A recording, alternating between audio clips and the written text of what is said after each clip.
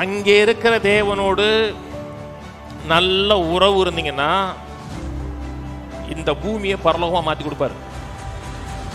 அதான் கிறிஸ்தவம். தேவனை அறிகிற அறிவின் விளைவாக உங்கள் வாழ்க்கைக்கு வேண்டிய அத்தனை நன்மைகளை இந்த பூமியில அனுபவிக்கலாம். வெறும் மாம்ச மண்டலம் மட்டும் இருக்குன்னா நான் வியாதியை செஞ்சொல்லலாம். ஆனா ஆவி மண்டலம் ஒன்று இருக்கு. அந்த ஆவி மண்டலத்தில் சுகம் இருக்கிறது. என் மேல ஒரு அபிஷேகம் இருக்கிறது. எனக்குள்ள ஒரு அபிஷேகம் இருக்குன்னா அபிஷேகம் நுகத்தை முடிச்சிடும். இந்த ஆவிக்குள்ள என்ன இருக்கு, ஆவி மண்டலத்தில் என்ன இருக்குன்னு அறியணும்னா இந்த வசனத்தின் மூலமா மட்டும்தான் ஆவி மண்டலத்தில் என்ட்ரி ஆக முடியும்.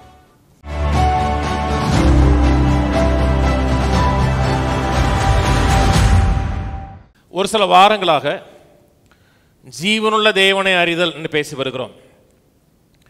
கிறிஸ்தவ வாழ்க்கையுடைய இலக்கு, கிறிஸ்தவ வாழ்க்கையுடைய கோல், எதற்கு ரட்சிக்கப்பட்டிருக்கிறோம் என்றால் தேவனை அறிவதற்காக ரட்சிக்கப்பட்டிருக்கிறோம். கிறிஸ்தவ வாழ்க்கையுடைய இலக்கு பரலோகம் கிடையாது. காலகாலமாக சபையில் அப்படியே பேசி வச்சுட்டாங்க, எப்படியாவது பரலோகம் போயிடணும், நரகம் போயிடக்கூடாது. கிறிஸ்தவ வாழ்க்கையுடைய இலக்கு பரலோகம் கிடையாது. கிறிஸ்தவ வாழ்க்கையுடைய இலக்கு தேவனை அறிவது. தேவனை அறிவது, குமாரனை அறிவது. தேவனை அறிகிறோம், குமாரனை அறிகிறோம் என்றால் பரலோகம் மிஸ் ஆக மாட்டோம். என்னைக்கு ரட்சிக்கப்படுகிறோமோ பரலோக வாசிகளாக மாற ஆரம்பிக்கிறோம். பரலோகமே நமக்குள்ளே இறங்கி வந்திருக்கிறது. உன்னதத்தில் கிறிஸ்துவுடனே கூட நான் உட்கார்ந்துருக்கேன்னு சொல்லப்பட்டிருக்கிறது. பரலோகங்கிறது ஒரு ரியாலிட்டி, நடக்க போகிற ரியாலிட்டி இல்லை, நம்முடைய வாழ்க்கையில் முற்று பெற்ற ரியாலிட்டி.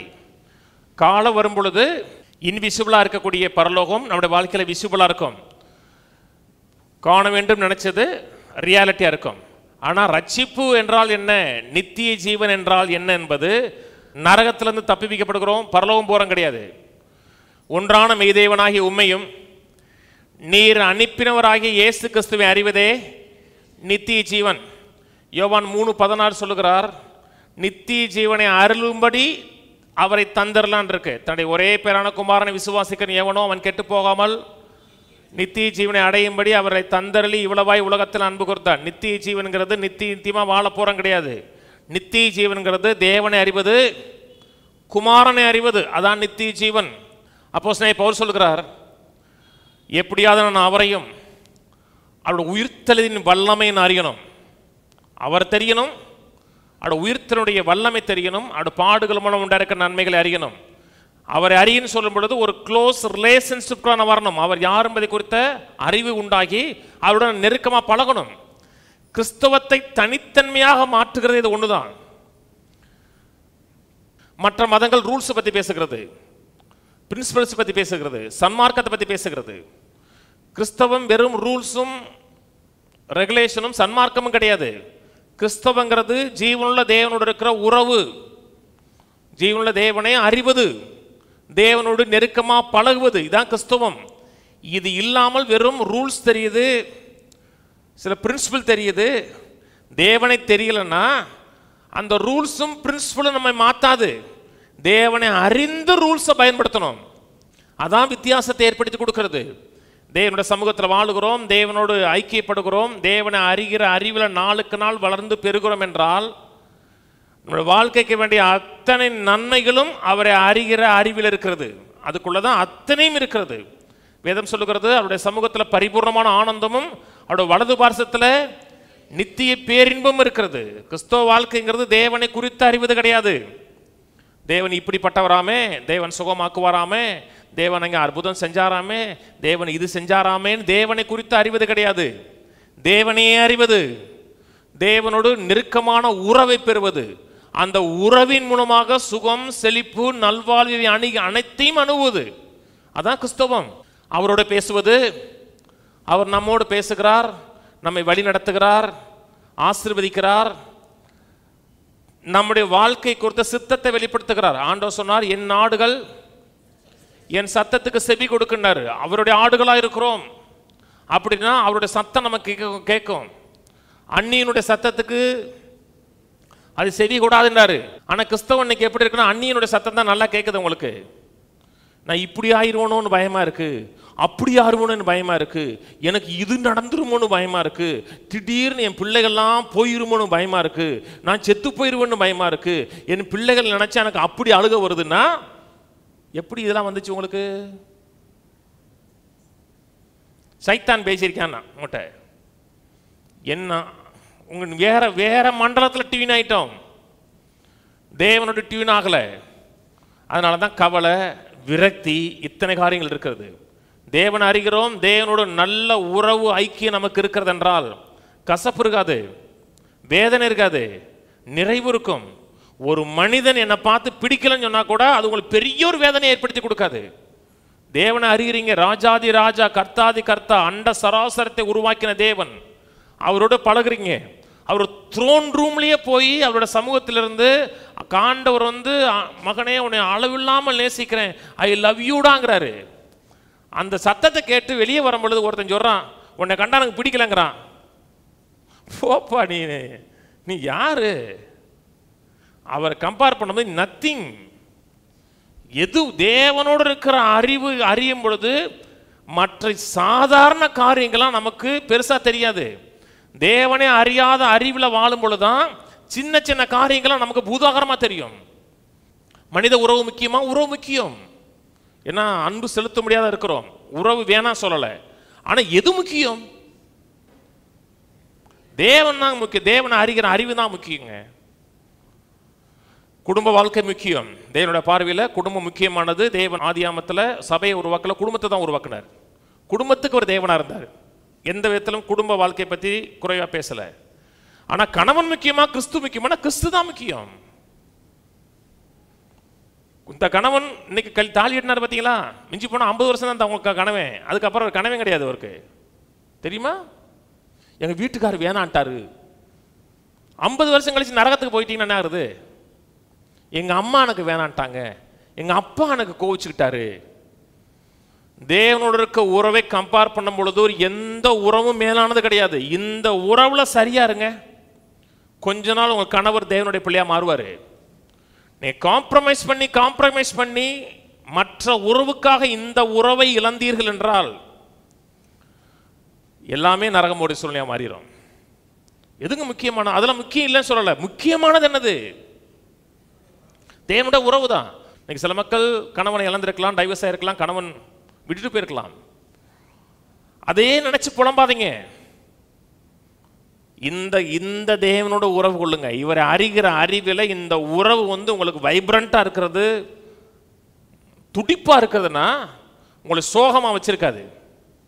நிறைய மக்கள் சோகமா இருக்காங்க தெரியுமா? ஏன் சோகமா இருக்காங்கன்னா இந்த உறவுல அவங்களுக்கு இன்பம் காணல. தேவனை அறிகிற அறிவு உங்களுக்கு பிரதானமா இருக்கிறது, மேன்மையா இருக்கிறது, முக்கியமா இருக்கிறது என்றால் மற்ற எந்த ஒரு காரியமும் உங்களுக்கு பெருசா தெரியாது. இதுதான் பெருசு. தீர்க்காயுசா வாழ்றீங்க, 100 வயசு பக்கத்தில் ஆயிடுச்சு, இல்லாட்டி 80 வயசு 90 வயசு ஆயிடுச்சு, எல்லா வேலையும் முடிச்சாச்சு. டாக்டர் சொல்றாரு ஒரு வாரத்தில் போயிடுவீங்கிறாரு. உங்களுக்கு உடனே அழுகையா வருது. ஒரு வாரம் தானா பாஸ், ஒரு வாரம் தான் டாக்டர், அதுக்கு மேலே தாங்காதா, கூட கொஞ்சம் தள்ளலாமா அப்படின்னீங்கன்னா இங்கே சர்ச்சில் வந்து வேஷம் போட்டீங்கன்னு அர்த்தம். எப்போது உண்மை காண்பேன் ஏங்குதையா என் இதயம். நீங்க வந்தீங்களா?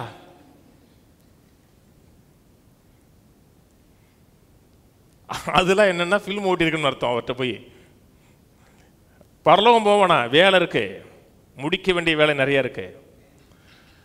ஆனால் எல்லா வேலையும் முடிச்சிட்டோம், நிறைவா இருக்கிறோம் என்றால் எது பிரதானமானதுன்னா அவர் தான் பிரதானமானது.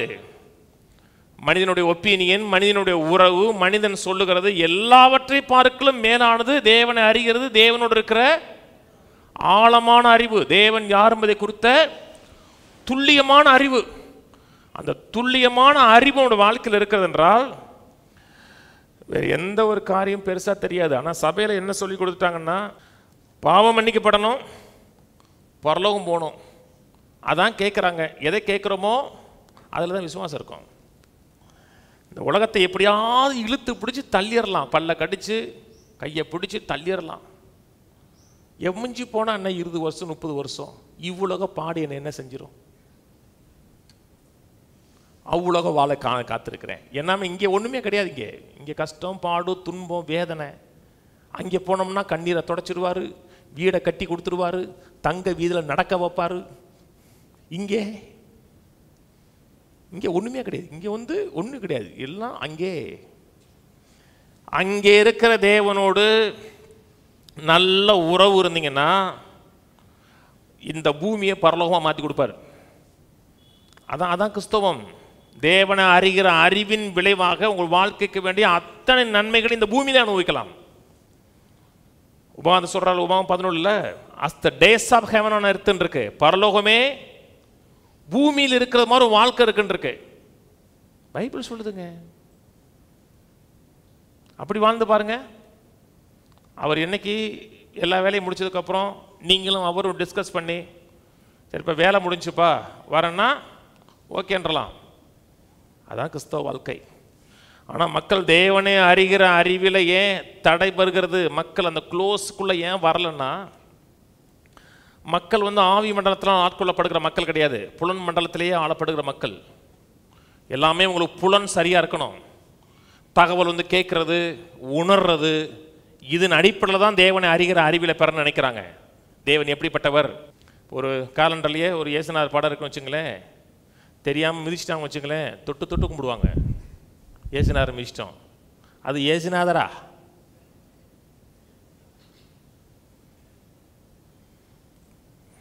எங்கள் வீட்டில் இயேசுநாதர் படம் அதே மாதிரி வந்ததை கூட மேலே வசனத்தை வச்சு ஒட்டிடுவேன் நான். அது இயேசுநாதர் நான் எனக்கு பார்த்தேன், அவரை இயேசுநாதர் ஏதோ ஒரு சினிமாக்காரன் படத்தை போட்டு வச்சுருக்காங்க, அதில் எவனே வரைஞ்சதை. ஏன்னா மக்களுக்கு இல்லைன்னா புலனறிவு.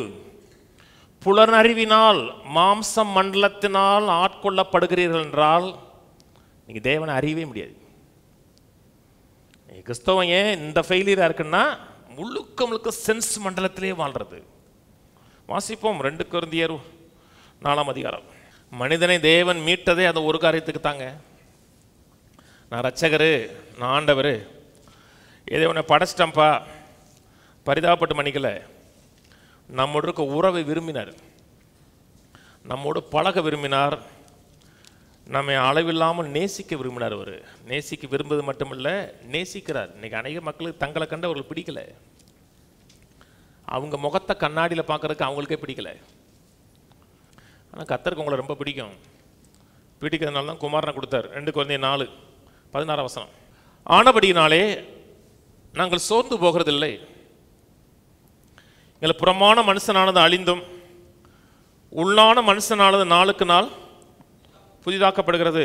மேலும் காணப்படுகிறவைகள் அல்ல, காணப்படாதவைகளை நோக்கி இருக்கிற நமக்கு அதிசீக்கிரத்தில் நீங்கும் லேசான நம்முடைய உபத்திரவம் மிகவும் அதிகமான நித்திய கனமகிமையை உண்டாக்குகிறது. ஏனெனில் காணப்படுகிறவைகள் அனித்தியமானவைகள், காணப்படாதவைகளோ நித்தியமானவைகள். பாஸ்டர், நீங்கள் தேவனை அறிகிறதை பற்றி பேசுகிறீங்க, வேறு எதே வசனம் போடுறீங்க, எல்லாம் ஒன்றா தான் பேசிட்டு வரேன். சென்ஸ் மண்டலத்தை பற்றி பேசுகிறார், ஸ்பிரிட் மண்டலத்தை பற்றி பேசுகிறார். காணப்படுகிறவைகள், காணப்படாதவைகள். எத்தனை பிரச்சனைகள், எத்தனை போராட்டங்கள் இந்த மனிதனுடைய வாழ்க்கையில். அத்தனை பிரச்சனைகள், அத்தனை போராட்டங்கள் வந்தாலும் அவைகள்லாம் ரொம்ப லேசுங்கிறார். நீங்கள் மக்களுடைய வாழ்க்கையில் சில பிரச்சனைகள், போராட்டங்கள், சவால் போகும்பொழுது, நான் சுமக்க முடியாத பாரத்தை சுமக்கிறேன், இந்த பாரம் எப்போ தான் என்னை விட்டு போகுமே தெரியலன்னு சொல்லி அழுகிறாங்க, கண்ணீர் வடிக்கிறாங்க, வேதனைப்படுறாங்க.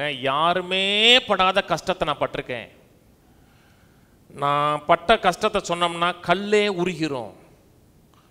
ஆனால் நம் கற்பனை காண முடியாத கஷ்டத்தை இந்த மனுஷன் பட்டார். நம்ம சொல்கிற பிரச்சனைகள் நத்திங். அவ்வளோ பிரச்சனை இந்த மனுஷன் கஷ்டப்பட்டார். ஆனால் அவைகளை குறித்து அவர் சொல்கிறார், ரொம்ப லேசுகிறார்.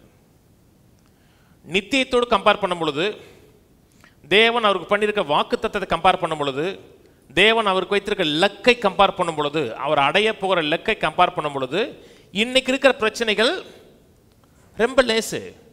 காணப்படுகிறவர்களை மட்டும் நோக்கி பார்க்குறோம். விழுந்து போன உலகம். உலகத்தில் என்ன நீ சொல்கிறாங்க, கொரோனா வந்துருச்சான், புதிய திரிவு வந்துருச்சான், கேரளா வந்துருச்சான், கர்நாடகா வந்துருச்சான், இப்படி நீங்கள் காணப்படுகிறவையிலேயே உலக காரியங்களை நோக்கி பார்த்தீங்கன்னா உங்களுக்கு பயம் வந்துடும், தைரியம் போயிடும். அவ்வளவு கஷ்டம், அவ்வளோ வேதனை. சில மக்களுடைய மனது எப்படி இருக்குன்னா, 4 பேர் அவங்கள ஆற்றி தேற்றி இவ்வளவு கஷ்டத்தை அனுபவிச்சுட்டு எப்படித்தான் நீங்கள் உயிரோடு இருக்கீங்கன்னே தெரியல. நானாக இருந்தான் அவன் போ சொல்கிறான், எஸ்கேப் ஆயிரு. இவ்வளவு கஷ்டமா உங்களுக்கு கேட்குற எனக்கே தாங்க முடியலையே, நீங்களே எப்படி தாங்கிக்கிட்டு இருக்கீங்கன்னா இவங்களுக்கு அவங்க கண்ணீர் வடிச்சோன்னா ஆறுதலாக இருக்கும். இந்த மனுஷன் பட்ட கஷ்டத்தை 2 கொரிந்தியர் 11 படிச்சு பாருங்க. எவ்வளோ கஷ்டம் பட்டங்கிறாரு. கம்பியை வச்சு அடிச்சாங்க அவரை, சவுக்கடி விழுந்துச்சு, கப்பல் சேதம், பலதரப்பட்ட சேதம், உயிர் எப்போ போகுங்கிற நிச்சயமற்ற தன்மை. அதை வச்சு தான் சொல்கிறாரு இதெல்லாம் ரொம்ப லேசுங்கிறது. அப்போ மக்கள் படுற கஷ்டத்தை நீங்கள் ரொம்ப ஏளனமாக நினைக்கிறீங்களா, அற்பமாக நினைக்கிறீங்களா? அவங்களை குறித்து மனதுருக்கம் இல்லையா? அப்படி கிடையாது. அதான் மனதுருக்கம்னு இருக்குது. மனதுருக்கம் மட்டும் இல்லை, நம்ம கஞ்சியில் காசும் கொடுக்குறாள். தூத்துக்குடி ஃப்ளட்டுக்கு கொஞ்சம் காசு கொடுத்துருக்கேன், சென்னை ஃப்ளட்டுக்கு கொஞ்சம் காசு கொடுத்துருக்கேன். அப்படியே ஜெவமெண்ட்டு போல் என்னால் முடிஞ்சதை நான் செஞ்சுட்டு தான் இருக்கேன். ஆனால் நான் சொல்கிறது மனதுருக்கம் பதில் கிடையாது, கிறிஸ்து தான் பதில். மனதுருக்கலாம், கண்ணீர் விடலாம், கவலைப்படலாம், அது பதில் கிடையாது. காணப்படுகிறவர்களே நோக்கிக்கிட்டே இருக்கோம்னா, காணப்படாத மண்டலத்தில் என்ன இருக்குதுன்னு அறியலைன்னா நம்ம கவலையும் வேதனையும் மட்டும்தான் இருக்கும். 2 காரியம் சொல்கிறார். காணப்படுகிறவைகள் அனித்தியமானவைகள், தற்காலிகமானவு, ரொம்ப லேசானதுங்கிறார். கீழே 5ஆம் அதிகாரத்தை தொடர்கிறார். தேவனுக்கும் அவருக்கு இருக்க உறவை பற்றி தொடர்ந்து பேசிட்டு வர்றார். இந்த சரீரம் ஒரு காலத்தில் முடிஞ்சு போனால் கூட நான் அழிந்து போக மாட்டேன், அவரோட வாசமாக இருப்பேங்கிறார். கண்டினியூஸாக ஒரு டாபிக் பேசி வராருங்க. தேவனோட இருக்க உறவை பற்றி தான் பேசி வராருங்க. அவரோடு இருக்க விரும்புகிறேன், அவரோட வாஞ்சிக்க விரும்புகிறேன், என்னுடைய குடியிருப்பு அங்கே இருக்கிறது. கீழே வாசிப்போம், எல்லாம் வாசிக்கோனா 5ஆம் வசனம் போயிடுவோம். இந்த காணக்கூடாத இன்விசிபிள் வேர்ல்டை குறித்து நம்ம எந்த அளவுக்கு நமக்கு அறிவு இருக்கிறதோ அந்த அளவுக்கு தான் சக்ஸஸாக வாழ முடியும். காணக்கூடாத மண்டலத்தை குறித்து அறிவு இருக்கிறது என்றால் இந்த உலக வாழ்க்கையை அற்புதமாக மாற்றிடலாம். காணக்கூடாத மண்டலம், கவனிக்கிறீங்க? காணக்கூடாத மண்டலத்துக்கு போயிடாதீங்க, கேட்டே வாங்க. காணக்கூடாத மண்டலத்தை குறித்து அறிவு இருந்துச்சுன்னா காணக்கூடாத மண்டலம் உங்கள் மூலமாக தான் ஆப்ரேட் ஆகும். உங்கள் மூலமாக ஆப்ரேட் ஆகும்போது நீங்களும் நிறைவாயிருப்பீர்கள், மற்றவருடைய வாழ்க்கையின் தாக்கத்தை ஏற்படுத்தக்கூடிய ஆட்களாக இருப்போம். நான் தரிசித்து நடவாமல் விசுவாசித்து நடக்கிறோம். இந்த தேகத்தில் குடியிருக்கையில் கர்த்தரிடத்தில் குடியிராதவர்களாக இருக்கிறோம் என்று அறிந்தும் எப்பொழுதும் தைரியமாக இருக்கிறோம். எதை குறித்து பேசுகிறார்? கர்த்தரோடு குடியிருக்கிறது, கர்த்தரோடு இருக்கிற உறவை குறித்து பேசிட்டு வர்றாரு. தேகத்தில் குடியிருக்கையில் கர்த்தரிடத்தில் குடியிராதவர்களாக இருக்கிறோம் என்று அறிந்தும் எப்பொழுதும் தைரியமாக இருக்கிறோம். நான் தைரியமாகவே இருந்து இந்த தேகத்தை விட்டு குடி போகவும் கர்த்தரிடத்தில் குடியிருக்கவும் அதிகமாக விரும்புகிறோம். அது நிமித்தமே நாம் சரீரத்தில் குடியிருந்தாலும் குடியிராமல் போனாலும் அவருக்கு பிரியமாக இருக்க நாடுகிறோம். தரிசித்து நடக்கலை, கவனிங்க, தரிசித்து நடக்கலை, விசுவாசித்து நடக்கிறோம். விருப்பம் என்ன, வாஞ்சை என்ன? தேவனோடு நெருக்கமாக இருக்க விரும்புகிறோம். இந்த தேகத்தை விட்டு பிரிந்து அவரோடு இருக்க விரும்புகிறேன். அவரோடு முகமுகமாக இருக்கக்கூடிய உறவுக்கு தடையாக இருக்கக்கூடியது இந்த சரீரம். அதான் பேசுறாரு, இந்த சரீரத்தை விட்டு பிரிந்து போக விரும்புகிறேன், ஆனால் இங்கே வேலை இருக்குங்கிறாரு, அதனால இருக்க விரும்புகிறேங்கிறாரு. நான் தரிசித்து நடக்கலை, விசுவாசித்து நடக்கிறேங்கிறாரு. அங்கே போனதுக்கு அப்புறம் தான் நான் அவரோடு இருப்பேன், அவரோட பழகுவேன், அவரோட ஐக்கியப்படுவேன். இல்லை, இங்கே அவரோட பழகுறேன், ஐக்கியப்படுகிறேன், அவரோட உறவில் நான் ஸ்திரத்தன்மையாக இருக்கேங்கிறார். கவனிச்சவாங்க. விசுவாசிகள் நம்ம வேதம் சொல்லும் பொழுது விசுவாசி சொல்லு, நீதிமான் விசுவாசத்தில் பிழைப்பான் இருக்கு. விசுவாசத்தில் பிழைப்பான்னு என்ன அர்த்தம்? அதான் லைஃப் ஸ்டைலு. மீன் தண்ணீரில் வாழும் அப்படின்னு என்ன அர்த்தம்? 24 மணி நேரம் தண்ணீரில் வாழும். தவளை தண்ணீர்லேயும் வாழும், நிலத்திலையும் வாழும். அது தவளை நீர்லேயே வாழும் சொல்ல முடியாது, எல்லா இடத்துலையும் வாழும். கல்லுக்குள்ளே கூட கிடக்கும், மீன் கல்லுக்குள்ளே கிடக்காது. நீதிமான் விசுவாசத்தினால பிழைப்பான்னா லைஃப் ஸ்டைல் என்ன? 24/7 விசுவாசத்தில். விசுவாசங்கிறது காணப்படுகிறது கிடையாது, புலன் அறிவு சார்ந்தது கிடையாது. கவனிச்சே வாங்க, பாஸ்டர் புரியல, என்ன கொஞ்ச நேரத்தில் உங்களுக்கு எங்கே கொண்டு போகிறேன் விளங்கிறோம். புலன் அறிவை சார்ந்தது கிடையாது. காண்கிற தேகத்தை இந்த பார்க்கறது கேட்கறது இதை சார்ந்து பெறுகிற அறிவின் மூலமாக தேவனை அறிய முடியாது. நான் சொன்னது புரியுதுங்களா? என்ன உங்களுக்கு தெரியுமா?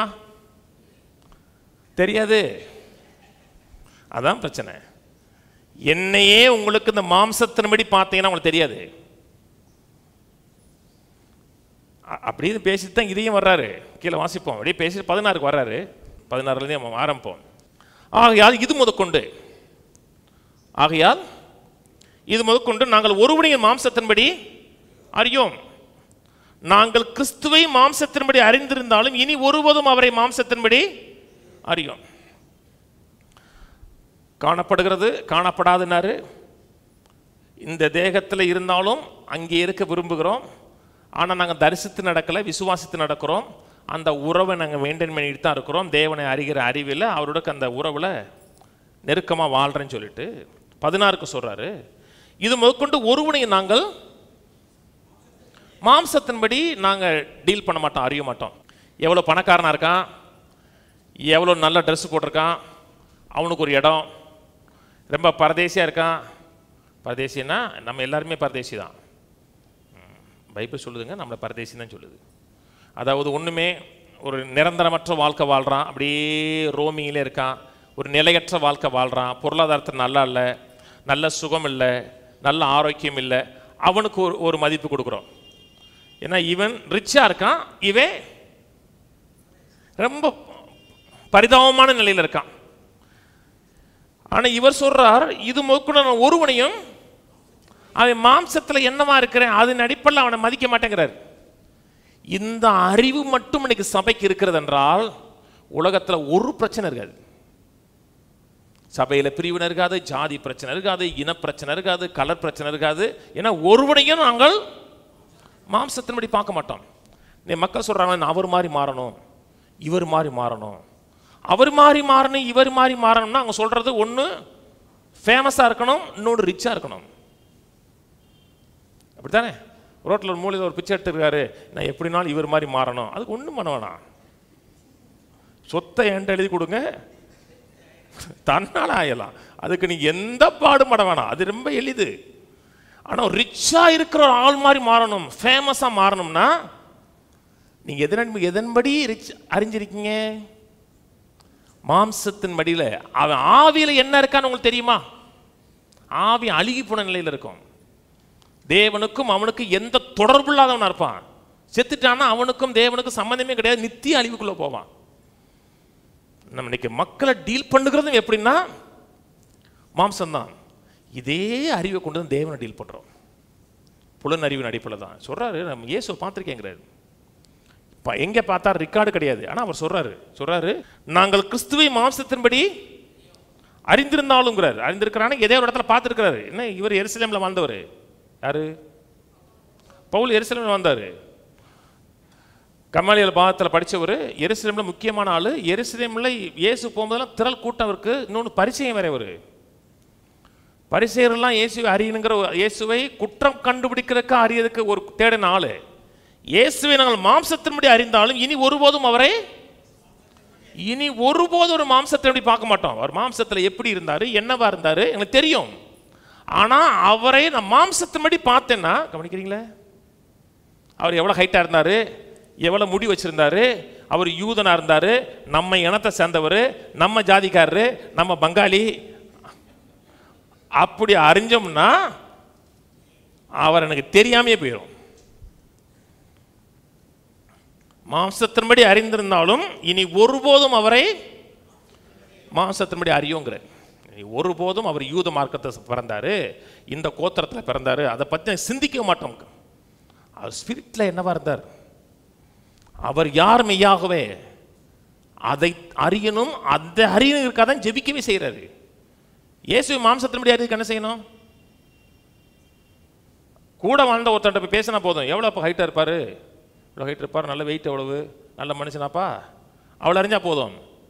அதுக்கு நீங்கள் ஜெபிக்க வேண்டிய அவசியம் கிடையாது. இந்த மனுஷன் ஜெபிக்கிறாருன்னா நான் புலனறிவை தாண்டி அவர் மாம்சத்தில் எவ்வளோ ஹைட்டாக இருந்தார், என்ன பேசினார், குரல் எப்படி இருந்துச்சு, அதை தாண்டி அவர் ஸ்பிரிட்டில் என்னவா இருந்தாருன்னு அறிய விரும்புகிறேன்னாரு. அதாங்க அறிவு. நீங்கள் மக்கள் தேவனை அறிகிற அறிவில் ஏன் தடைப்படுறாங்கன்னா முழுக்க சென்ஸ் மண்டலம் புலர் அறிவினாலே ஆட்கொள்ளப்படுகிறாங்க. யோவான் 13 திருப்போம். யோவான் 13:23 மேலறையில் கடைசி பஸ்கா நடக்கிற சம்பவத்தில், அந்த சமயத்தில் அவருடைய சீசரில் இயேசுக்கு அன்பானவனாய் இருந்த ஒருவன் இயேசுவின் மார்பிலே சாய்ந்து கொண்டிருந்தான். ஆண்டவர்களை அளவில்லாமல் நேசித்தார். வானத்திலிருந்து இறங்கி வந்த தேவகுமாரனாக இருந்தாலும் இந்த மக்களோட அளவில்லாமல் நேசிச்சார். நேசித்து ரொம்ப க்ளோஸாக இருந்தபடினால ஒருத்த அவர் தலானைக்கு பதிலாக நெஞ்சில் பாடி சாஞ்சு படுத்திருக்கான். அதுக்கு அவர் பெர்மிஷன் கொடுக்குறாரு. யோவான் 17 சொல்கிறார், அவர்களை முடிவு வரையும் தான் நேசித்தாருங்கிறார். அவர்களை நேசித்தேன், காத்துக்கொண்டேன், நீர்களை காத்துக்கொள்ளுங்கிறார். தன்னோட அன்பை க்ளோஸாக அவங்களுக்கு வெளிப்படுத்தினார், தன்னோட நெருக்கமாக இருப்பது இடம் கொடுத்தார். யோவான் அப்படி மார்பில் சாயிறார். மார்பில் சாஞ்சு அப்படியே கை வச்சு அடி பிள்ளைகள்லாம் படுத்துருக்கும் பார்த்தீங்கன்னா சில இடத்துல அதே மாதிரி படுத்திருக்கார். இயேசு மரித்து பரமேறிட்டார். பரமேறினதுக்கப்புறம் பத்மி தீவில் யோவான் இருக்கும் பொழுது இதே இயேசு அதே யோவான் தரிசனமாகிறார். வெளிப்படுத்திய விஷயம் 1 எடுப்போம். வெளிப்படுத்திய விஷயம் 1 வீட்டில் 12லேருந்து 16 வரை படிக்க. அவர் எப்படி இருந்தார், அவர் சத்தம் எப்படி இருந்துச்சு, அவர் வாயில் வருகிற சத்தம் எப்படி பட்டயத்தை போல் இருந்துச்சு, எல்லாமே பேசுகிறார். அவரை கொடுத்த டிஸ்கிரிப்ஷனை வர்ணனை கொடுத்து பேசுகிறார். 17ஆம் வசனம் அவ்வளோ வர்ணனை பேசுகிறார் அவர் எப்படி இருந்தவர்னு சொல்லிட்டு. நான் அவரை கண்ட பொழுது செத்தவனை போல பாதத்தில் விழுந்தேன். அப்பொழுது அவர் தம்முடைய வலது கரத்தை என் மேல் வைத்து என்னை நோக்கி, பயப்படாதே, நான் முந்தினவரும் பிந்தினவரும் உயிருள்ளமாக இருக்கிறேன். இதே யோவான், இதே இயேசு. இயேசு நேற்றும் இன்றும் என்றும் மாறல. அன்னைக்கு அவருடைய மார்புல சாஞ்ச அதே யோவான் இன்னைக்கு அவருடைய நேச்சரை பார்க்குறான். அந்த மாம்ச வெயில் ஓப்பன் ஆயிடுச்சு. இப்போ அன்னைக்கு இன்னைக்கு இருந்த அதே கேரக்டர் அவருக்குள்ள இருந்துச்சு. மரியாள் கையில் 2 வயசு பிள்ளையா இருந்தார் பார்த்தீங்களா? 2 வயசு பிள்ளையா இருக்கும்போது இங்கே சொல்லப்பட்ட அத்தனையும் அவருக்குள்ள இருந்துச்சு. அவளை மகிமையும் அடக்கி உள்ள உட்கார்ந்துருந்தார். அவரை அறிய முடியல. ஏன் அறிய முடியும்னா வெளியே மாம்சம் அவரை தடுத்து நிறுத்துச்சு. நான் சொன்னது புரியுதுங்களா? மாம்சத்தை பார்த்து அவர் யார் என்பதை குறித்து அறிய முடியல. இயேசுவே கேட்கிறாரு, என்னை நீங்கள் யார் என்று சொல்லுகிறீர்கள்? நம்ம என்ன சொல்லியிருப்போம்? நீ நாசரேத்தில் இருந்தீங்க, அப்புறம் பெத்தரகிழமை பிறந்தீங்க, திரும்பி நாசரேத்துக்கு போயிட்டீங்க. மாம்சத்தின்படி அறியலை, ஒரு ரெவலேஷன் கிடைக்குது. பிதாவுக்கு ஒரு நாலேஜ் கொடுத்தோம்னா நீ ஜீவனுள்ள தேவனுடைய குமாரனாகிய கிறிஸ்து. உடனே சொல்றா, இது உனக்கு மாம்சமும் ரத்தமும் வெளிப்படத்துல, புலனறிவு வெளிப்படத்துலங்கிறாரு. புலனறிவின் அடிப்படையில் தேவனை அறிகிறோம் நினைச்சோம் என்றால் தேவனை குறித்த அறிவில வளர முடியாது, தேவனுடைய நெருக்கமா பழக முடியாது, தேவனுடைய அளவில்லாத ஆசீர்வாதத்தை அனுபவிக்க முடியாது. இதே யோவான் தானே, இதே யோவான், இதே இயேசு. இயேசுடைய குரல் தெரியுமா? யோவானுக்கு இயேசுடைய குரல் தெரியுமாங்க? அன்னைக்கு தெரியும். இப்போ வர குரலே வேற.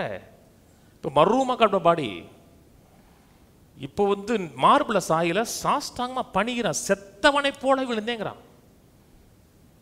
அன்னைக்கு பார்த்த இயேசு வேற, இப்ப பார்க்குற இயேசு வேற. வேறன்னா மாம்சத்தை கடந்து பார்த்தார், உள்ள என்னவா இருக்கிறான்னு பார்த்தா. அதான் அப்போஸ்தலன் பவுல் சொல்றா, இது முதற்கொண்டு நான் ஒருவனையும் மாம்சத்தின்படி அறியும். கிறிஸ்துவை மாம்சத்தில் எப்படி பார்த்தாலும் மாம்சத்தின்படி பார்க்க மாட்டோம். மாம்சத்தின்படி பார்த்தோம்னா அவரை குறித்த அறிவு நமக்கு கிடைக்காது.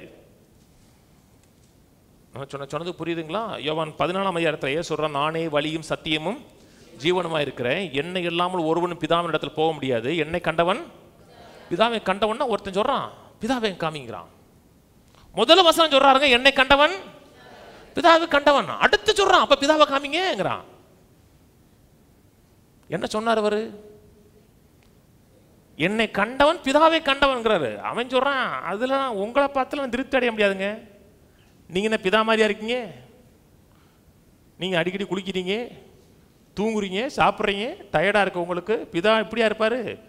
உங்களை பார்த்துலாம் நான் பிதாவை பார்க்க முடியாது, பிதாவை காமிங்கன்னா. ஆனா ஸ்பிரிட்ல பிதாவும் அவரும் ஒன்னா இருந்தாங்க. அந்த மாம்சத்தை தாண்டி அவரை பார்க்க முடியலங்க. மாம்சத்தை தாண்டி பார்க்காதவர்கள் வெறும் அவரை இயேசுங்கிற சரீரமா தான். யூதாஸ் காரியத்தோட பிரச்சனை தான். அவர் மெய்யாகவே தேவனுடைய குமாரன், மாம்சத்தில் வெளிப்பட்ட தேவன் என்பதை அந்த ரெவலேஷன்ல பார்க்கல. மறுமலையில் இயேசு தன்னை அப்படி ரிவீல் பண்ணார் பார்த்தீங்களா? மறுமலையில் தன்னுடைய இந்த மாம்சத்தை அப்படி களைஞ்சு காமிச்சார். வெளிச்சம் வந்துச்சு. மோசே முகத்தில் ஒரு வெளிச்சம் இருந்துச்சு. அது வெளிச்சம் உருவாக்கப்பட்ட வெளிச்சம், அதாவது ரெஃப்ளெக்ட் பண்ணக்கூடிய வெளிச்சம். இவர் வெளிச்சமாக இருந்தார். அதாங்க தேவன். இன்னைக்கு சபை ஏன் தேவனை அறியல தெரியுமா? சபைக்கு போனால் நல்லா மோளம் கட்டணும், ஒரு தரிசனம் யாராவது பார்க்கணும். நான் ஜெபம் பண்ணேன், எனக்கு ஒரு வெள்ளை வேஷ்டி இறங்கி வந்துச்சு, அது என் மேலே விழுகிறது மாதிரி இருந்துச்சு. என் பக்கத்தில் ஒருத்தர் ரோசா பூ வச்சுருந்தாரு, பார்த்துக்குங்க, வேற யாராச்சும் போகிறாரு. ரோசா பூ வச்சு ஒருத்தர் இருந்தாரு. முழுக்க என்னன்னா புலனறிவு தான். நீங்க புலனறிவிலேயே இருந்தீங்கன்னா தேவனை குறித்த அறிவை பெறவே முடியாது. மக்கள் சொல்ற, நான் மட்டும் இயேசுநாதர் கூட இருந்தேன்னா, நான் ரொம்ப இயேசுநாதரோட இருந்த எவனுமே இயேசுநாதர் யாருன்னு தெரியவே இல்லை. 12 பேரும் 12 பேருக்கு இருந்த அறிவு வேற, 13வது ஆள் ஒருத்தர் வந்தார், அவருக்கு இருந்த அறிவு வேற. 13வது ஆள் ஒரு ஆள் அப்போஸ்தலனாகிய பவுல், 3 வருஷம் கூட இல்லை. ஆனால் இவருக்கு இயேசு கிறிஸ்துவை குறித்த இருந்த அறிவு மற்ற யாருக்குமே இல்லை. பேதுரு சொல்றாருங்க, அவர் சொல்றது கடினமா இருக்கு, ஆனால் தேவனுடைய வார்த்தைங்கிறாரு. ஏன் சொல்றாரு? நான் ஒருவனையும் மாம்சத்தின்படி பார்க்க மாட்டேன், இயேசுவை மாம்சத்தின்படி பார்க்க மாட்டேன், ஸ்பிரிட்ல தான் பார்ப்பேங்கிறாரு. ஸ்பிரிட்ல அவர் மெய்யாவே எப்படி இருந்தார், அவருடைய நேச்சர் என்ன, அதை பார்த்தாரு. அதனால் ஒரு தாக்கத்தை ஏற்படுத்தினார். என்ன மனுஷங்க அந்த மனுஷன்! எனக்குலாம் பெரிய ஆசை, பரலோகம் போனதுக்கப்புறம் முதல்ல இயேசுநாதர், அப்புறம் பிதா, அப்புறம் அந்த பவுல்னு சொன்னாரியா ஒரு ஆள், அவரை முதல்ல காமிக்காம. என்ன மனுஷனுக்கு ரெவலேஷனுங்க! ஏன்னா இந்த புலன் அறிவுக்குள்ள அந்த மனுஷன் போவே இல்லைங்க. இன்னைக்கு மக்கள் முழுக்க புலன் அறிவு. சபைக்கு போனோம்னா நல்லா மங்கன்னு பாட்டை ஏற்றி பாடணும்னா அப்படியே உங்க பரவச நிலையை, சாமி பரவச நிலையை அடைஞ்சது மாதிரி இவங்கெல்லாம் பக்தர்கள்லாம் பரவச நிலையை அடைஞ்சிருவாங்க. கர்த்தரை அறிந்தார்களா? கிடையாது. கர்த்தரை அறிந்திருக்கிறோம் என்றால் அந்த மனுஷன் சொன்னார் பார்த்தீங்களா,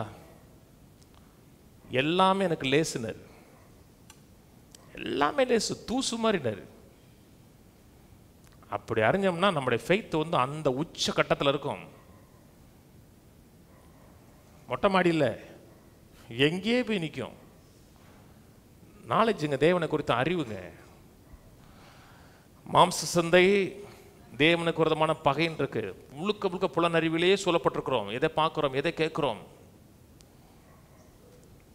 தீர்க்க தரிசனம் நல்லது.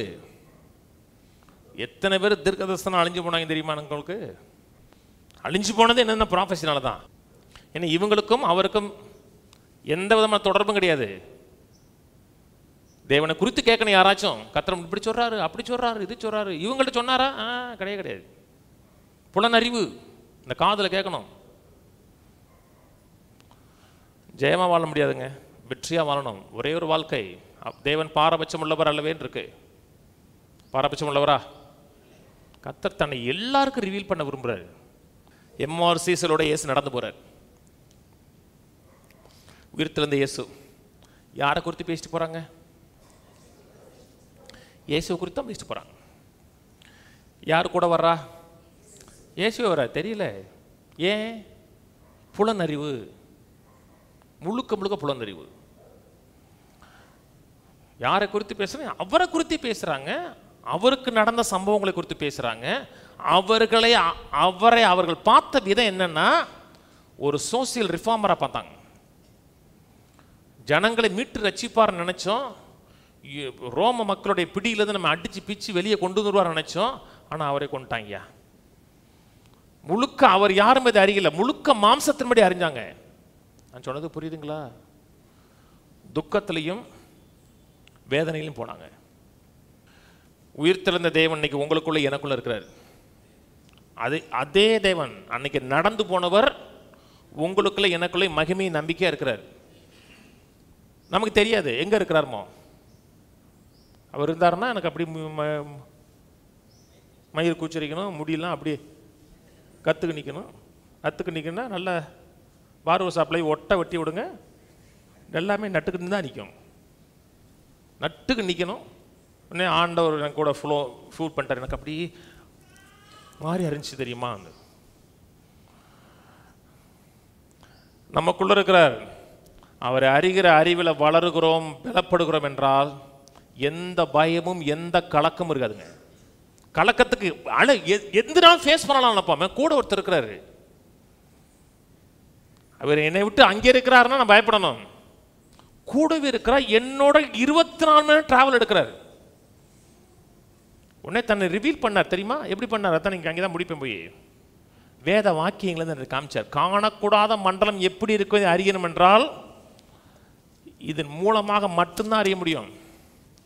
ஆனால் மக்களுக்கு இதை படித்தா தூக்கம் வந்துடும். ஒருத்தர் பிரசங்கம் பண்ணுவார் 1 மணி நேரம் அப்படின்னா அவங்க போக மாட்டாங்க. அங்கே போங்க, நல்லா அவங்களுக்கு தீர்க்க தரிசனமாக சொல்லுவார், கூட்டம் நிரம்பும். அங்கே வசனம் சொல்லி கொடுப்பாரு. நீங்கள் யாருன்னு இதுலேருந்து காமிப்பாருன்னா அவர் 1 மணி நேரம் அறுப்பாருப்பாமை.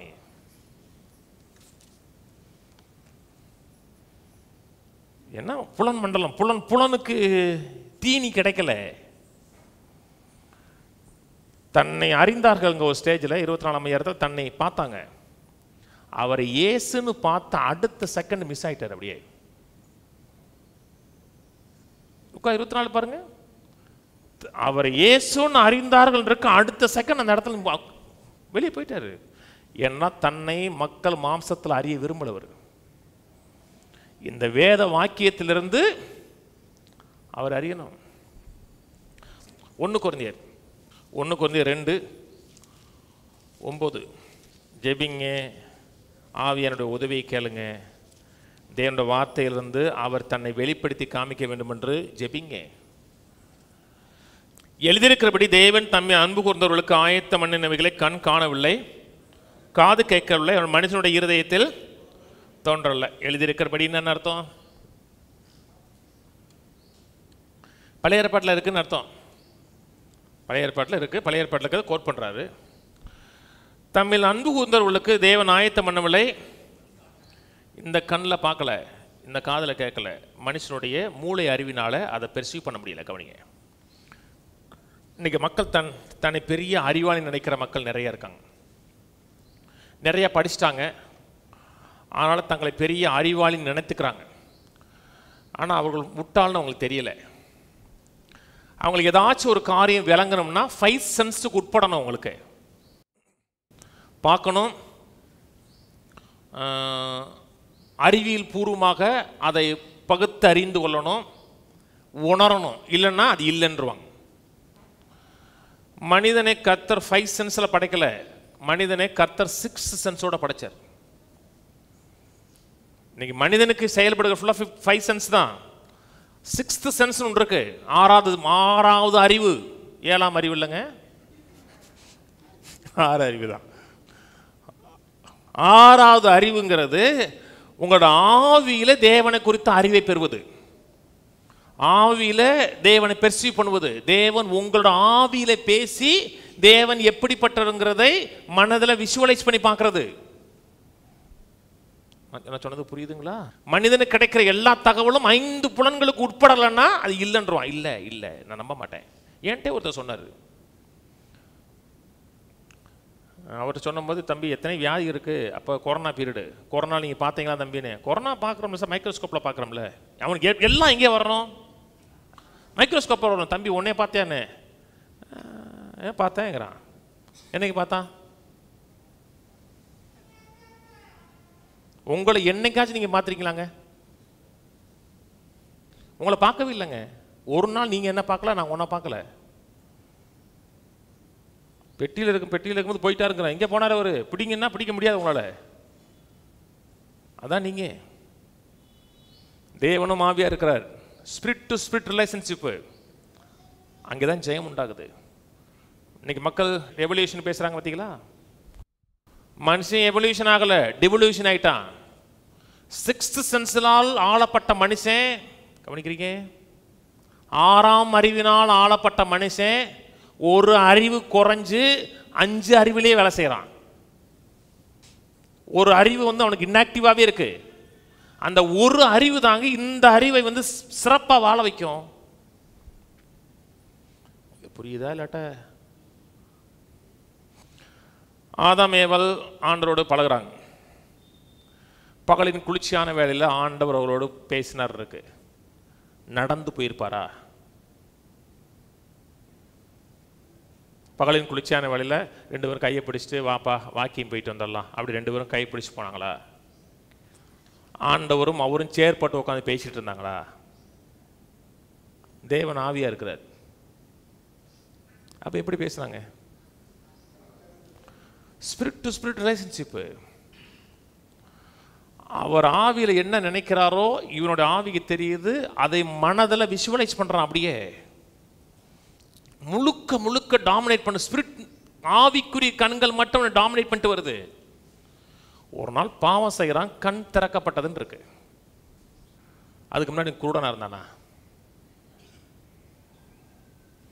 அதுக்கு முன்னாடி ஆதாம் ஏவாளும் குருடர்களாக இருந்தார்கள். அந்த மரத்தின் கனியை சாப்பிட்ட உடனே அவன் கண் திறந்துருச்சு. கண் திறந்துச்சா? திறந்துச்சு. எதை திறந்துச்சுன்னா இந்த கண் மூடிடுச்சு, உள்ள இருக்க கண் மூடிடுச்சு. முழுக்க முழுக்க இந்த கண் காண்கிறது, இந்த காது கேட்கறது, அதெல்லாம் டாமினேட் பண்ணப்பட்டான்.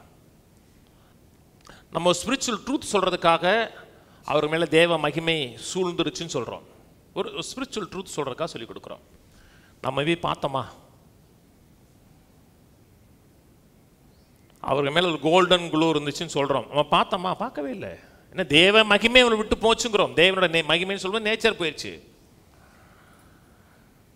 அதுக்கு முன்னாடி வரை அவர்கள் நிர்வாணிகள் தான். அவங்களுக்கு அதுக்கு முன்னாடி ட்ரெஸ் எல்லாம் ஒன்றும் போடலைங்க, நிர்வாணிகள் தாங்க. ஆனால் அவர்களுக்கு தங்கள் நிர்வாணிகள் என்று அவங்களுக்கு தெரியலை. ஏன் தெரியலைன்னா இந்த புலன் அறிவினால் ஆட்கொள்ளப்படவே இல்லை. முழுக்க முழுக்க ஸ்பிரிட் மண்டலத்தில் இருக்கும் போது இந்த புலன் அறிவு உங்களுக்கு பெருசாக தெரியலை. பாஸ்டர், அப்போ நாங்கள் எல்லாருமே ஸ்பிரிட் மண்டலத்தில் ஆகிட்டோம், ஆவி மண்டலத்தில் எல்லாமே ஆவி மண்டலத்திலேயே நாங்கள் பார்க்குறோம். அப்போ நாங்கள் ட்ரெஸ் போட வேண்டிய அவசியம் இல்லையா? இல்லை, உலகத்தில் இருக்க 99% ஆட்கள் புலனறிவிலான ஆட்கொள்ளப்படுகிறவன். எவ்வளவு அதிகமாக போடணுமோ போட்டுக்குங்க. நான் சொன்னது புரியுதுங்களா? இவங்க 2 பேருக்கும் தங்கள் நிர்வாணிகள் என்பதை பாவம் செஞ்சவொன்னா தங்கள் நிர்வாணிகள் பார்த்தாங்க. ஏன்னா இந்த கண்ணு வேலை செஞ்சு உள்ள இருக்க கண்ணு மூடிடுச்சு. அதனால தேவனை துல்லியமாக அறிய முடியல. வெற்றி என்னங்க? தேவனோட இருக்கிற அறிவு வேத வாக்கியங்களிலிருந்து தேவனை குறித்த வெளிச்சத்தை பெறுகிறது. அந்த வெளிச்சத்தை பெற்று நடக்கிறோம் என்றால் குறைவில் வாழ முடியாது, பற்றாக்குறையில் வாழ முடியாது.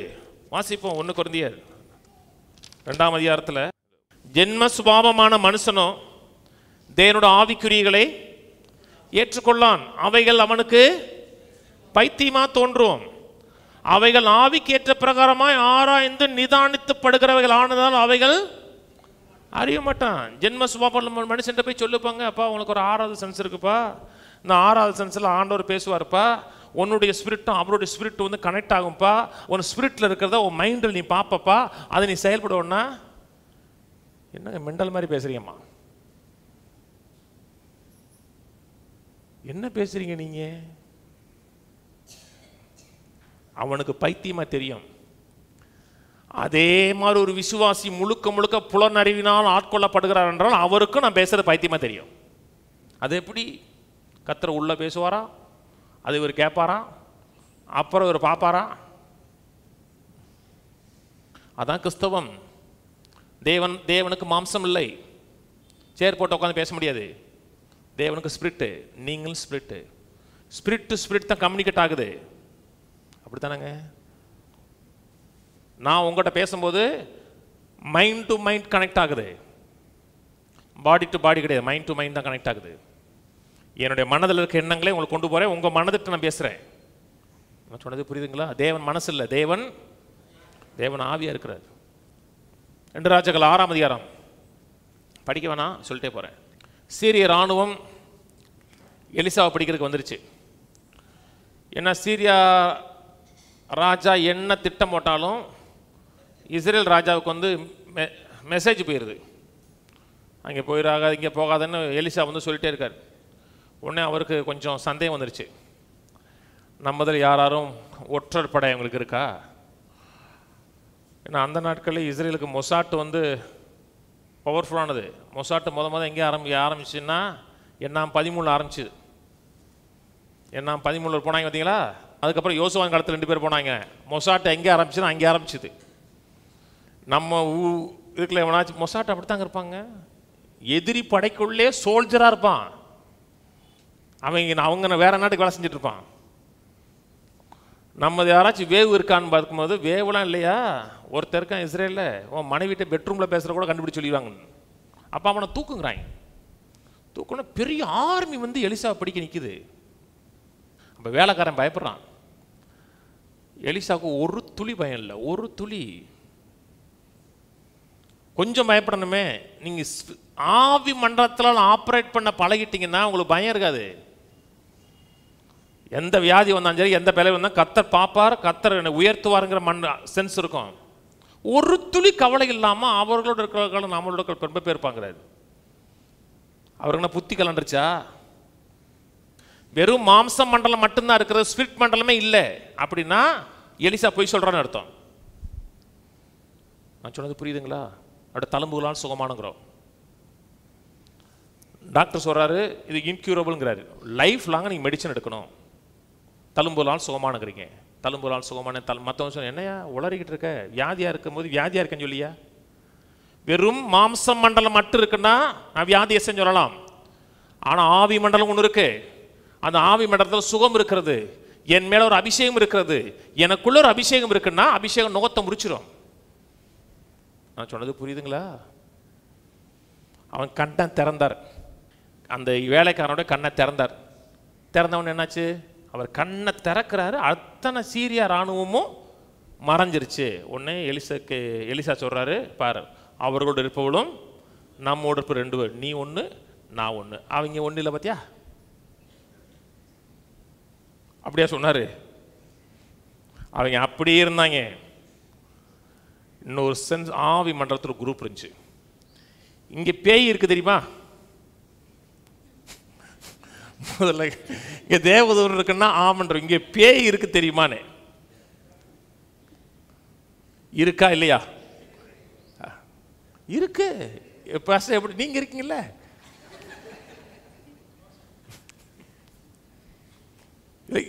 சில எண்ணங்கள்லாம் வருது இல்லைங்க. அந்த எண்ணெய் வந்து எங்கே இருந்து வந்துச்சு? ஆவி மண்டலம், ஏதோ ஒரு ஆவி மண்டலத்துல தான் வந்திருக்கு. பார்த்தோமா? தேவதூதன் இருக்கான், பார்த்தோமா? இருக்கு. Spirit மண்டலங்கிறது reality. ஸ்பிரிட் மண்டலத்தை பார்க்க வேண்டும் என்றால் இங்க வரணும். இங்க வந்தீங்கன்னா ஸ்பிரிட் மண்டலத்தில் என்ன இருக்குன்னு தெரியும். கொஞ்ச நேரம் அதுக்குள்ள போவோம், அடுத்த வாரம் தொடருவோம். 2 பேருக்கு வாங்க. மாம்ச மண்டலத்தை கொண்டு புலன் அறிவை கொண்டு ஆவி மண்டலத்தில் என்ன இருக்குன்னு கண்டுபிடிக்க முடியாது. மக்களுக்கு 2 தான் முக்கியம். ஒன்று நல்லா சாப்பிடணும், கறி எடுத்தோமா அது நல்லா வரட்டி தின்னமா டேஸ்டாக இருந்துச்சா சரீரம். அப்புறம் இந்த உணர்வுக்கு இன்பமாக ஏதாச்சும் கேட்கணும். உள்ள இன்னொன்று இருக்கே ஸ்பிரிட்டு, போப்பா நேரம் இல்லைன்றாங்க. நல்லா சாப்பிடணும், நல்லா என்ஜாய் பண்ணணும், பொழுதை போக்கணும். பொழுத போயிருச்சுன்னு என்ன ஆயிரும்? நீங்களும் போயிடுவீங்க, அவ்வளோதான். பொழுது பொழுது பொழுது போயிருச்சு, பொழுது போயிருச்சு. இப்போ தாங்க 2023 நியூ இயர் பேசுன மாதிரி இருக்கு எனக்கு. இப்போ தான் பேசுன மாதிரி இருக்கு. இந்த வந்துருச்சு. நான் இப்போ தான் பிறந்தது மாதிரி இருக்கு. எனக்கு இவ்வளோ வயசாகி போச்சு. எவ்வளோ வயசுன்னு கேட்காதீங்க. எப்படி பறக்குது தெரியுமா? நீங்கள் சக்ஸஸாக வாழணும், இந்த உலகத்தில் இம்பேக்டை ஏற்படுத்தணும்னா புலனை தாண்டி சரீரத்தை தாண்டி இன்னொரு மண்டலத்துக்குள்ளே போகணும். அப்படித்தான் சில மனிதர்கள் இருந்தாங்க. ஜான் ஜி லேக்லாம் அப்படித்தான் இருந்தார். கர்த்தர் சொல்கிறது அந்த செகண்ட் அவர் தெரிஞ்சு, அந்த செகண்டு நம்மளும் வாழலாம். அமெரிக்காவில் ஒருத்தர் இருந்தாராம், ஆப்பிரிக்காவில் ஒருத்தர் இருந்தாராம், அதெல்லாம் விட்டுருங்களேன். சிறுலுத்தில் ஒருத்தர் இருந்தாராம், கூமாப்பட்டியில் ஒருத்தர் இருந்தாராம். இப்படி லோக்கலுக்கு வாங்குவேன். வாசிப்போம். ஆவி மண்டலம் ரியலானதுங்க. ஏன் சொன்னார்? நான் பேசுகிற வார்த்தையில் ஆவியாயும் ஜீவனுமாக இருக்கிறது, மாம்சம் ஒன்றுக்கு உதவாதுனர். யோவான் 6:63 போடுப்பாத. ஆவியை உயிர்ப்பிக்கிறது, மாம்சமானது ஒன்றுக்கும் உதவாது. நான் உங்களுக்கு சொல்லுகிற வசனங்கள் ஆவியாயும் ஜீவனுமாக இருக்கிறது. ஆவியை உயிர்ப்பிக்கிறது, மாம்சமானது தேவனை அறிகிற அறிவுக்கு ஒன்றும் உதவாது. நான் சொன்னது புது. மாம்சம் ஒன்றுக்கு உதவாது இல்லைங்க, மாம்சம் நிறைய உதவும். மாம்சம் இருக்கிறது தான் நான் பிரசங்கம் பண்ணுறேன். மாம்சம் இருக்கிறது தான் நான் கார் எடுத்து போயிட்டு வர முடியும். மாம்சம் மற்ற காரியங்களுக்கு உதவும், தேவனை அறிகிற அறிவுக்கு உதவாது. நான் சொல்லுகிற வசனங்கள் ஆவியாயும் ஜீவனமாக இருக்கிறது. தேவன் எப்படி இருக்கிறார்? தேவன் ஆவியா இருக்கிறார். ஆவி மண்டலத்தை காண்டாக்ட் பண்ணணும் இல்லையா? ஆவி மண்டலத்தை காண்டாக்ட் பண்ணணும்னா எனக்கு ஆவிக்குரிய ஒரு டூல் வேணும். அப்படித்தானங்க? இப்போ வெளியே என்ன நடக்குது? மழை பெய்யுதா, வெயில் அடிக்குதா நினைச்சேனோ? அப்படி ஸ்கிரீனை திறந்து பார்த்தா ஜன்னல் வழியாக பார்த்துடலாம். அப்போ ஆவி மண்டலத்தில் என்ன நடக்கும்னா ஒரு இடத்துல வந்து வராது. என்ன வரும்? வேற ஆவி வரும். இந்த ஆவியோடு நீ கனெக்ட் பண்ண முடியாது. மக்கள் நான் இடத்துல உட்காந்து அப்படியே அமைதியாக பண்ணு. இவரோட கனெக்ட் பண்ணோம்னா வேர்டு வரும். ஆவி மண்டலத்தில் என்ன இருக்குன்னு காமிக்கிறது வேர்டு மட்டும்தான். 2 பேதுரு 1:1. நம்முடைய தேவனும் இரட்சகருமாய் இருக்கிற இயேசு கிறிஸ்துவினுடைய நீதியால் எங்களைப் போல அருமையான விசுவாசத்தை பெற்றவர்களுக்கு இயேசு கிறிஸ்துவின் ஊழியக்காரனும் அப்போஸ்தலனுமாகிய சீமோன் பேதுரு எழுதுகிறதாவது. ஓடிடக்கூடாது. முதல் வசனத்திலே ஒரு ரிச் ட்ரூத்தை கொடுக்குறாரு. எங்களைப் போல அருமையான விசுவாசத்தை பெற்ற உங்களுக்கு எழுதுறேங்கிறார். யாரை போல? அவருக்கு என்ன விசுவாசம் இருந்துச்சோ அதே விசுவாசத்தை உடைய உங்களுக்கு எழுதுறேங்கிறார். பேதுருடைய விசுவாசம் அபரிவிதமானது தெரியுமா? பேதுருடைய நிழல் பட்டு மக்கள் சுகமானாங்க. கடல்ல நடந்தார். இயேசுவுக்கு அப்புறம் நடந்த ஒரே ஆள் பேதுரு மட்டும்தான். கொஞ்சம் முங்குனார், ஆனால் நடந்து வந்தார் திரும்பி. அபரிவிதமான ஊழியம் செஞ்சார். அவர் சொல்றாரு, எங்களுக்கு என்ன விசுவாசம் இருக்கிறதோ அதே விஷயம் உங்களுக்கு விசுவாசம் இருக்குங்கிறார். இருக்கா? கொஞ்சம் சந்தேகமா இருக்கா? எனக்கு இருக்கிற மாதிரி தெரியலையே. அதான் பிரச்சனை, நமக்கு தெரியல. இந்த ஆவிக்குள்ள என்ன இருக்கு, ஆவி மண்டலத்தில் என்ன இருக்குன்னு அறியணும்னா இந்த வசனத்தின் மூலமா மட்டும்தான் ஆவி மண்டலத்துக்குள்ள என்ட்ரி ஆக முடியும். எனக்குள்ள எவ்வளவு இருக்கிறது? இயேசு கிறிஸ்து பேதுரு இல்ல, கிறிஸ்து இயேசுக்குள்ள இருந்த விசுவாசம் நமக்குள்ள இருக்கிறது. அதே விசுவாசங்க. எப்படி வந்துச்சு? நான் ரொம்ப ஒப்பு கொடுத்தேன். நம்முடைய தேவனும் இரட்சகருமாய் இருக்கிற இயேசு கிறிஸ்துனுடைய அந்த நீதியால் கிடைச்சுங்கிறார். நான் நீதிமானாக்கப்பட்டிருக்கிறேன், அவர் ஆண்டவராக ஏற்றுக்கொண்டிருக்கிறேன்னா எனக்குள்ள எந்த ஃபெய்த் இருந்துச்சோ அதே ஃபெய்த் இருக்கு உங்களுக்குள்ள இருக்குங்கிறார். இருக்கா? அப்ப அவர் மாதிரி வாழ முடியுமா? முடியணும். நீங்களும் நானும் அப்படி வாழணும். ஆனா வாழலங்கிறதுனால இல்லைங்கிற கிடையாதுங்க, அறியலைங்க, திறந்து பார்க்கலன்னு அர்த்தம். பிலோமன்ல சொல்றாரு, உங்களுக்குள்ள இருக்கிறதை அறியும்படிங்கிறாரு. உங்களுக்குள்ள இருக்கிற பொக்கிஷத்தை அறியும். தமிழ்ல தெரியவே இல்லை. நமக்குள்ள தேவன் வைத்திருக்கிற அந்த நன்மைகளை அறியும்படிங்கிற உள்ள ஒன்று இருக்கு. இந்த உள்ள இருக்கிறதா பிலோமன் 1:6 உள்ள என்ன இருக்குதுன்னு கண்டுபிடிச்சிட்டோம்னா கெஞ்ச மாட்டோம். நான் சொன்னது புரியுதுங்களா? ஆவி மண்டலத்தை என்ன இருக்கு? வசனம் சொல்லும் கீழே 2ஆம் வசனம். நம்முடைய தேவனையும் நம்முடைய கர்த்தராகிய இயேசு கிறிஸ்துவையும் அறிகிற அறிவினால். அதான் என்னது? தேவனையும் நம்முடைய கர்த்தராகிய இயேசு கிறிஸ்துவையும் அறிகிற அறிவு. அது என்னது? ஏங்க விடிய கதை சொல்லிட்டு விடியதுக்கப்புறம் ஏங்க நம்முடைய தேவனையும் இரட்சகராகிய இயேசுவையும் அறிகிற அறிவு என்னங்க? அதுதானங்க பேசிட்டு வரேன். யோவான் 17:3 மெய்யான தேவனாய் உம்மையும் நீ அனுப்பின இயேசு கிறிஸ்துவையும் அறிவதே. தேவனையும் நம்முடைய கர்த்தராகிய இயேசுவை அறிகிற அறிவினாலே உங்களுக்கு கிருபையும் சமாதானமும் பெருக கடவுது. கிருபை பெருக கடவுது, சமாதானம் பெருகு. கிருபை வந்து ஜெபத்தில் வரல, அறிகிற அறிவில் வருது. சமாதானம் பெருகுது. சமாதானம் பெருகுதுன்னா மனதில் மட்டும் இல்லை, செல்வம் பெருகணும். உலகமே தரித்திரமா இருந்துச்சுன்னா நம்ம நிறைவா இருக்கணும். சொல்றாங்களே பணம் வரவே இல்லைங்க, சும்மா கடையை திறந்து உட்காந்துட்டு இருக்கேன் அப்படின்னா அவனுக்கு வரல. அப்ப பணம் எங்கே போச்சு? பணம் எங்கே போச்சு? வேதம் சொல்லுகிறது, பாவிகளின் ஆஸ்தி நீதிமானுக்கா சேர்த்து வைக்கப்பட்டிருக்கு. அவனுக்கு வரலன்னா உங்களுக்கு வரணும். எல்லாருக்கும் வரலையா? எல்லாருக்கும் வரலைன்னா பைபிள் சொல்லுது அவனுக்கு வராத நேரத்தில், அவனுக்கு முடங்குற நேரத்தில் உங்களுக்கு வருன்னு இருக்கு. நான் சொன்னது புரியுதுங்களா? எல்லாரும் முடங்குற நேரத்தில் முடங்கிட்டோம்னா தேவனையும் கிறிஸ்துவையும் அறிகிற அறிவில் நம்ம பெருகலன்னு அர்த்தம். எல்லாருக்கும் வியாதியா இருக்கலாம்,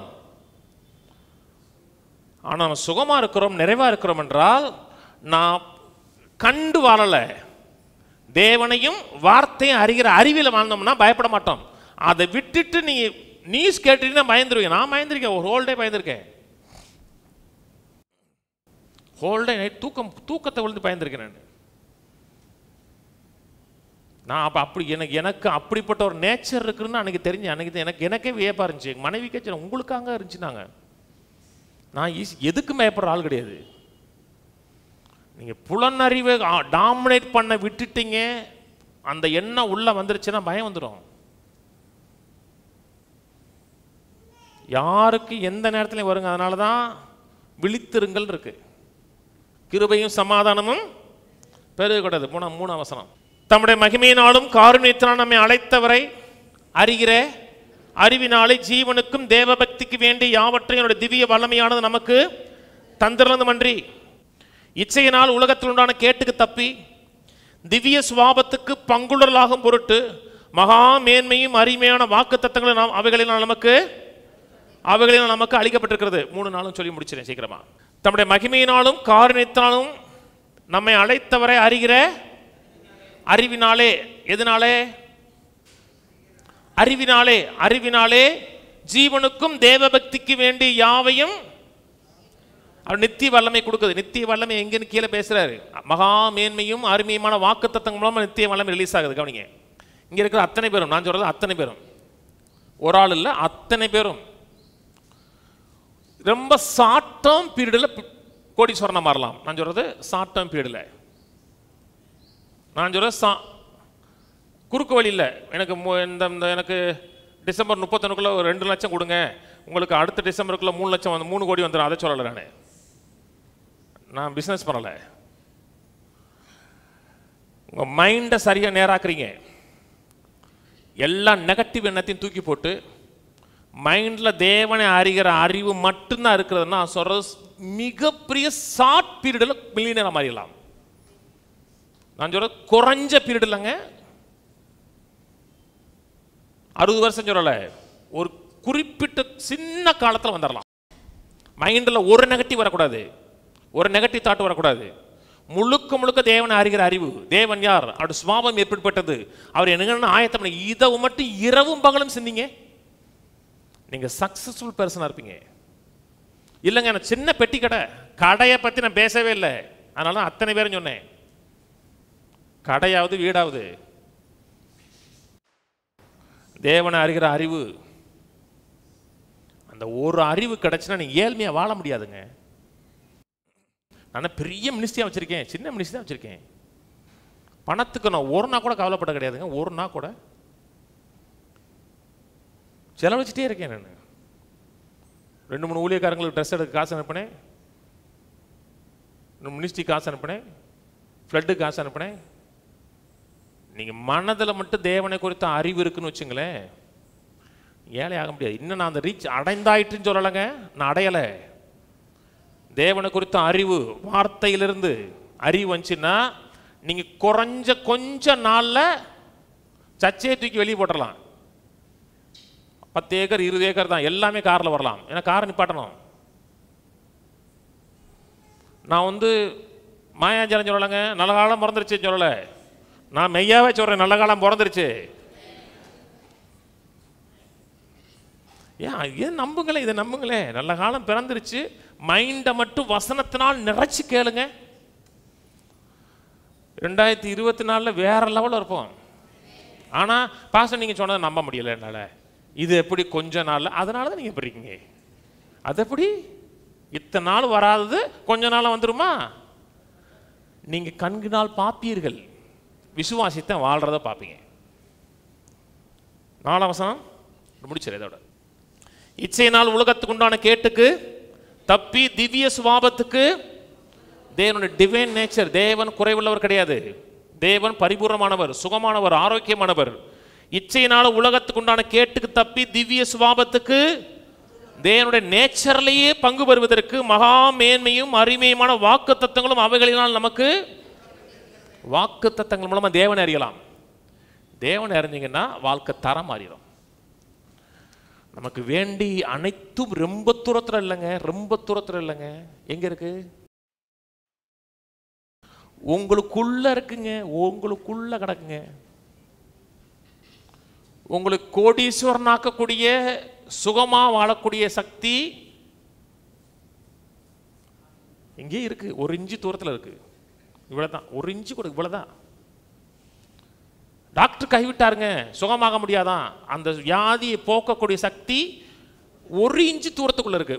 ஒரே ஒரு இன்ச்சு கூட அவ்வளவுதான் இருக்கு. எப்படி மாத்துறது? புலனறிவை தூக்கிட்டு டாக்டர் போன ரிப்போர்ட் எல்லாம் தூக்கி எறிஞ்சிட்டு அவர் அறிகிற அறிவில மட்டும் வளருங்க, வாழ்க்கை எப்படி மாறும் பாருங்க. பேதுரு விசேஷமான ஆளா? பவுல் விசேஷமான ஆளா? தேவன் பாரபட்சம் உள்ளவர்லவேன்னு இருக்கு. சிந்திங்க, நல்லதை சிந்திங்க, தேவனை அறிகிற அறிவில் ஒர்க் அவுட் பண்ணுங்க, சிறப்பாக வாழலாம். 2024 தூக்கி எடுத்துடலாம். 2024க்கு நம்ம ஜாதகம் எழுதலாம். அந்த அறிவோடு போங்க, நிறைவோடு வாழுவோம். கர்த்தர் உங்களை ஆசீர்வதிப்பார். எழுந்திருப்போம்.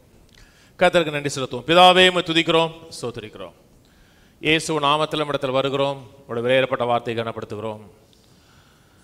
அறிகிற அறிவே, பரிசுத்தரின் அறிவே அறிவுன்னு சொல்லப்பட்டிருக்கிறதே, அந்த அறிவில் வளர எங்களுக்கு உதவி செய்வீராக. வல்லமையில பலப்பட உதவி செய்வீராக. உடைய ஞானத்தில் வளர உதவி செய்வீராக. உடைய வசனத்தின் பிசுத்தம் வெளிச்சம் தந்துன்னு சொல்லப்பட்டிருக்கிறதே, வார்த்தை கொடுக்கிற எல்லா விதமான வெளிச்சத்துக்காக நன்றி. வெளிச்சத்தின் மக்களாக எங்களை மாற்றுறதுக்காக நன்றி. கேட்ட ஒவ்வொரு மக்களையும் ஆசீர்வதிக்கிறேன். புலன்களினால் ஆளப்படுகிற மக்களா இல்லாமல் வார்த்தையின் அறிவினால் ஆளப்பட மக்களா இருக்கட்டும். ஆவியானுடைய உதவினால் தேவனை அறிந்து மாம்சத்தை தாண்டி ஆவிக்குள்ள என்ன இருக்கிறது, தேவன் என்னவா இருக்கிறாங்க, அறிவு எங்களுக்கு பெருகட்டும், ஜெயம் எடுக்கட்டும். அநேகருக்கு எங்கள் வாழ்க்கை ஆசீர்வாதமாக மாறட்டும். தேவரே, நீ நல்லவரும் நன்மை செய்கிறவருமாய் இருக்கிறீர். நம்முடைய குணாதிசயங்கள் மாறுவதில்லை. கர்த்தாவே, அறிகிற அறிவில் வளரவும், இருதயம் கொழுந்து விட்டு எரியவும், எல்லா பலவீனங்களும் மாறி ஜெயமாக வாழ உதவி செய்வீராக. சகல கணமும் சகல மகிமையும் எங்கள் வாழ்க்கையில் உமக்கு மாத்திரம் உண்டாகட்டும். வழிநடத்தும், ஆசீர்வதியும். இயேசு கிறிஸ்துவின் நாமத்தில் பிதாவே, ஆமென். கர்த்தராகிய இயேசு கிறிஸ்துவின் கிருபையும் பிதாவாகிய தேவனுடைய அன்பும் பரிசுத்தாவின் ஐக்கியமும் இன்றைக்கும் என்றைக்கும் கிறிஸ்துவின் வரி மட்டும் இருப்பதாக. ஆமென். கர்த்தரோட ஆசீர்வாதத்தை எல்லா தீமைக்கு விலக்கி காக்க கடவர். கர்த்தர் தம்முடைய தயவுள்ள முகத்தை உங்களை பிரகாசிக்க பண்ணி கிருபையாயிருக்க கடவர். கர்த்தர் தம்முடைய முகத்தை உங்களை பிரசன்னமாக்கி எல்லையெங்கும் சமாதானம் கட்டளையிட கடவர். கர்த்தர் உங்களை ஜீவனோடு சுகத்தோடு தீர்க்காயுசோடு 120 ஆண்டுகளுக்கு மேலாக நிறைவாக வாழ வைப்பாராக. ஆமென், ஆமென், ஆமென்.